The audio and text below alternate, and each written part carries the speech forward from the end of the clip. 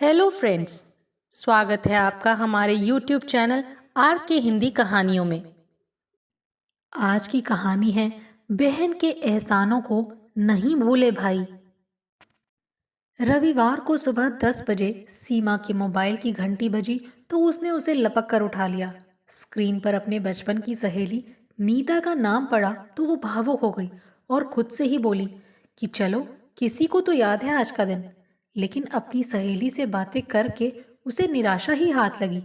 नीता ने उसे कहीं घूमने चलने का निमंत्रण भर ही दिया। उसे भी शायद आज के दिन की विशेषता याद नहीं थी। मैं घंटे भर में तेरे पास पहुंच जाऊंगी, ये कहकर सीमा ने फोन काट दिया। सब अपनी अपनी जिंदगियों में मस्त हैं। अब ना मेरी किसी को फिक्र है और ना जरूरत। क्या आगे सारी जिंदगी मुझे इसी तरह की उपेक्षा व अपमान का सामना करना पड़ेगा? ये सोचकर उसकी आंखों में आंसू भर आए। कुछ देर बाद वो तैयार होकर अपने कमरे से बाहर निकली और रसोई में काम कर रही अपनी माँ को बताया, माँ, मैं नीता के पास जा रही हूँ। कब तक लौट आएगी? माँ ने पूछा। जब दिल करेगा, ऐसा रूखा सा जवाब देकर उसने अपनी नाराजगी प्रकट की। ठीक है। माँ का भी लापरवाही भरा जवाब सुनकर वो उदास हो गई। सीमा का भाई नवीन ड्राइंग रूम में अखबार पढ़ रहा था। वो उसकी तरफ देखकर मुस्कुराया जरूर, पर उसके बाहर जाने के बारे में कोई पूछताछ नहीं की। नवीन से छोटा भाई नीरज बरामदे में अपने बेटे के साथ खेल रहा था। कहाँ जा रही हो दीदी? उसने अपना गाल अपने बेटे के गाल से रगड़ते हुए सवाल किया। नीता के घर जा रही हूँ, सीमा ने शुष्क लहजे में जवाब दिया। मैं कार से छोड़ दूँ उसके घर तक? नहीं, मैं रिक्शा से चली जाऊंगी। आपको सुबह सुबह किसने गुस्सा दिला दिया है? ये मत पूछो। ऐसा तीखा जवाब देकर वो गेट की तरफ तेज चाल से बढ़ गई। कुछ देर बाद नीता के घर में प्रवेश करते ही सीमा गुस्से से फट पड़ी। अपने भैया भाभियों की मैं क्या शिकायत करूं? अब तो माँ को भी मेरे सुख दुख की कोई चिंता नहीं रही। हुआ क्या है ये तो बता, नीता ने कहा। मैं अब अपनी माँ और भैया भाभियों की नज़रों में चुभने लगी हूँ, उन्हें बोझ लगती हूँ। मैंने तो तुम्हारे घर वालों के व्यवहार में कोई बदलाव महसूस नहीं किया है। हाँ, कुछ दिनों से तू जरूर चिड़ी चिड़ी और गुस्सैल हो गई है। रात दिन की उपेक्षा और अपमान किसी भी इंसान को चिड़चिड़ा और गुस्सैल बना ही देता है। देख, हम बाहर घूमने जा रहे हैं, इसलिए फालतू का शोर मचाकर ना अपना मूड खराब कर ना मेरा। नीता ने उसे प्यार से डपट दिया। तुझे भी सिर्फ अपनी ही चिंता सता रही है। मैंने भी नोट किया है कि तुझे अब मेरी याद तभी आती है जब तेरे मियाँ जी टूर पर बाहर गए होते हैं। नीता, अब तू भी बदल गई है। सीमा का गुस्सा और बढ़ गया। अब मैंने ऐसा क्या कह दिया जो तू मेरे पीछे पड़ गई है? नीता नाराज होने के बजाय मुस्कुरा उठी। किसी ने भी कुछ नहीं किया है, बस मैं ही बोझ बन गई हूँ सब पर। सीमा रुआंसी हो उठी। तुम्हें कोई बोझ नहीं मानता है जाने मन। किसी ने कुछ उल्टा सीधा कहा है तो मुझे बता। मैं इसी वक्त उस कम अकल इंसान को ऐसे डांटूंगी कि वो जिंदगी भर तेरी शान में गुस्ताखी करने की हिम्मत नहीं करेगा। नीता ने उसका हाथ पकड़ा और पलंग पर बैठ गई। किस किस को डांटेगी तू? जब मतलब निकल जाता है तो लोग आंखें फेर लेते हैं। अब मेरे साथ ऐसा ही व्यवहार मेरे दोनों भाई और उनकी पत्नियां कर रही हैं, तो इसमें हैरानी की कोई बात नहीं है। मैं बेवकूफ़ पता नहीं क्यों आंसू बहाने पर तुली हूँ। सीमा की आंखों से सचमुच आंसू बहने लगे थे। क्या नवीन से कुछ कहा सुनी हो गई है? उसे आजकल अपने बिजनेस के कामों से फुर्सत ही कहाँ है। वो भूल चुका है कि कभी मैंने अपने सहयोगियों के सामने हाथ फैलाकर कर्ज मांगा था उसका बिजनेस शुरू करवाने के लिए। अगर वो कसूरवार नहीं है, तब क्या नीरज ने कुछ कहा है? उसे अपने बेटे के साथ खेलने और पत्नी की जी हुजूरी करने से फुर्सत ही नहीं मिलती। पहले बहन की याद उसे तब आती थी जब जेब में पैसे नहीं होते थे। अब इंजीनियर बन जाने के बाद तो वो खुद तो खूब कमा ही रहा है, उसके सास ससुर भी उसकी जेबें भरते हैं। उसके पास अब अपनी बहन से झगड़ने तक का वक्त नहीं है। अगर दोनों भाइयों ने कुछ गलत नहीं कहा है, तो क्या अंजू या निशा से कोई गुस्ताखी की है क्या? मैं अब अपने ही घर में बोझ हूँ, ऐसा दिखाने के लिए किसी को अपनी जबान से कड़वे या तीखे शब्द निकालने की जरूरत नहीं है। लेकिन सबके बदले व्यवहार की वजह से आजकल मैं अपने कमरे में बंद होकर खून के आंसू बहाती हूँ। जिन छोटे भाइयों को मैंने अपने दिवंगत पिता की जगह लेकर सहारा दिया, आज उन्होंने मुझे पूरी तरह से भुला दिया है। पूरे घर में किसी को भी ध्यान नहीं कि मैं आज 32 साल की हो गई हूँ। और तू भी मेरा जन्मदिन भूल गई, अपने दोनों भाइयों का जीवन संवारते और उनकी घर गृहस्थी बसाते बसाते मैं कितनी अकेली रह गई हूँ। नीता ने उसे गले से लगाया और बड़े अपनेपन से बोली, इंसान से कभी कभी ऐसी भूल हो ही जाती है कि वो अपने किसी बहुत खास का जन्मदिन याद नहीं रख पाता। मैं तुम्हें शुभकामनाएं देती हूँ। उसके गले से लगे लगे सीमा सुबकती हुई बोली, मेरा घर नहीं बसा, मैं इस बात की शिकायत नहीं कर रही हूँ। नीता, मैं शादी कर लेती तो मेरे दोनों छोटे भाई कभी अच्छी तरह से अपने पैरों पर खड़े नहीं हो पाते। शादी ना होने का मुझे कोई दुख नहीं है। अपने दोनों छोटे भाइयों के परिवार का हिस्सा बनकर मैं तो खुशी खुशी जिंदगी गुजार लूंगी। मैं तो ऐसा ही सोचती थी, लेकिन आजकल मैं खुद को बिल्कुल अलग थलग व अकेला महसूस करती हूँ। कैसे काटूंगी मैं इस घर में अपनी बाकी की जिंदगी। इतनी दुखी और मायूस मत हो प्लीज। तूने नवीन और नीरज के लिए जो कुर्बानियां दी हैं, उनका बहुत अच्छा फल मिलेगा तुझे, तू देखना।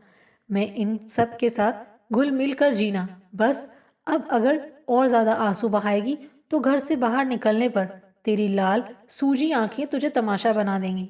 तू उठकर मुंह धो ले, फिर हम घूमने चलते हैं। नीता ने उसे हाथ पकड़कर जबरदस्ती खड़ा कर दिया। मैं घर वापस जाती हूँ। कहीं घूमने जाने का अब मेरा बिल्कुल मूड नहीं है। बेकार की बात मत कर। नीता उसे खींचते हुए गुसल खाने के अंदर धकेल आई। जब वो 15 मिनट बाद बाहर आई तो नीता ने उसके हाथ में एक नई काली साड़ी, मैचिंग ब्लाउज वगैरह पकड़ा दिया। हैप्पी बर्थडे, ये तेरा गिफ्ट है जो मैं कुछ दिन पहले खरीद लाई थी। नीता की आंखों में शरारत भरी चमक साफ नजर आ रही थी। अगर तुझे मेरा गिफ्ट खरीदना याद रहा तो मुझे जन्मदिन की मुबारकबाद देना कैसे भूल गई। सीमा की आंखों में उलझन के भाव उभरे। अरे मैं भूली नहीं थी। बात यह है कि आज हम सब तुझे एक के बाद सरप्राइज देने के मूड में हैं। इस हम सब में और कौन कौन शामिल है, उनके नाम भी सीक्रेट हैं। अब तू फटाफट तैयार हो जा। ठीक 1 बजे हमें कहीं पहुंचना है। कहाँ? उस जगह का नाम भी सीक्रेट है।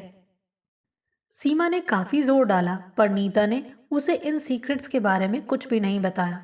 सीमा को अच्छी तरह से तैयार करने में नीता ने उसकी पूरी सहायता की।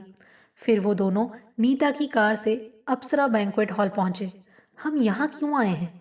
मुझसे ऐसे सवाल मत पूछ और सरप्राइज का मजा ले। यार प्लीज। नीता बहुत खुश और उत्तेजित सी नजर आ रही थी।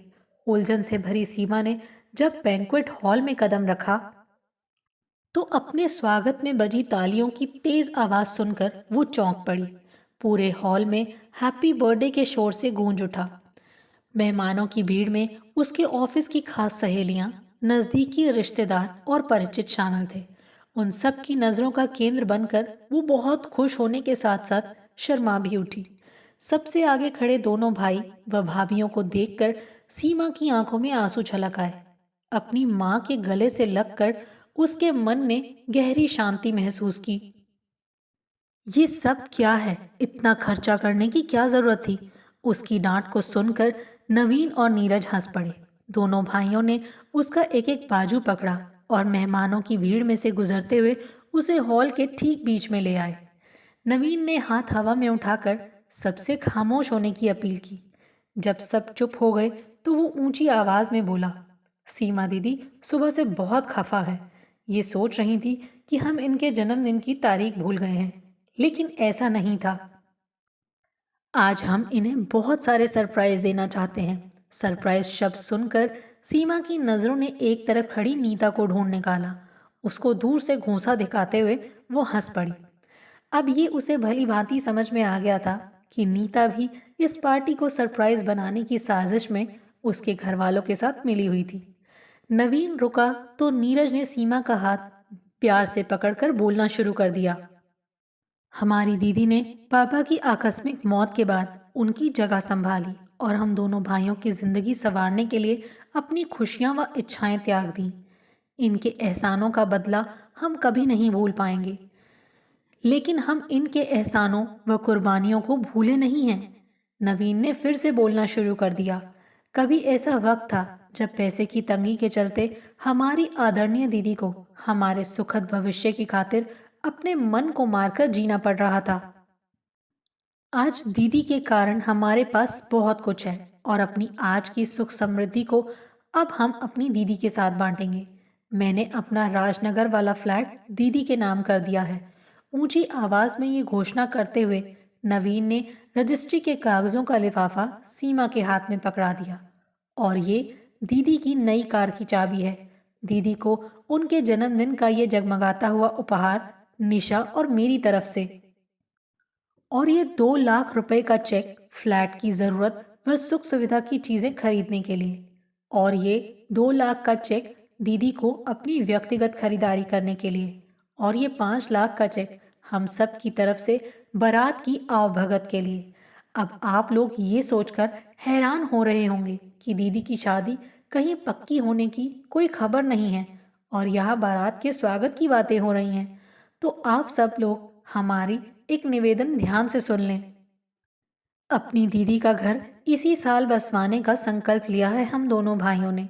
हमारे इस संकल्प को पूरा कराने में आप सब दिल से पूरा सहयोग करें प्लीज। बहुत भावुक नजर आ रहे नवीन और नीरज ने जब एक साथ झुककर सीमा के पैर छुए तो पूरा हॉल एक बार फिर तालियों की आवाज से गूंज उठा। सीमा की माँ अपनी दोनों बहुओं व पोतों के साथ उनके पास आ गई। अब पूरा परिवार एक दूसरे का मजबूत सहारा बनकर एक साथ खड़ा हुआ था। सभी की आंखों में खुशी के आंसू झिलमिला रहे थे। बहुत दिनों से चली आ रही सीमा के मन की व्याकुलता गायब हो गई।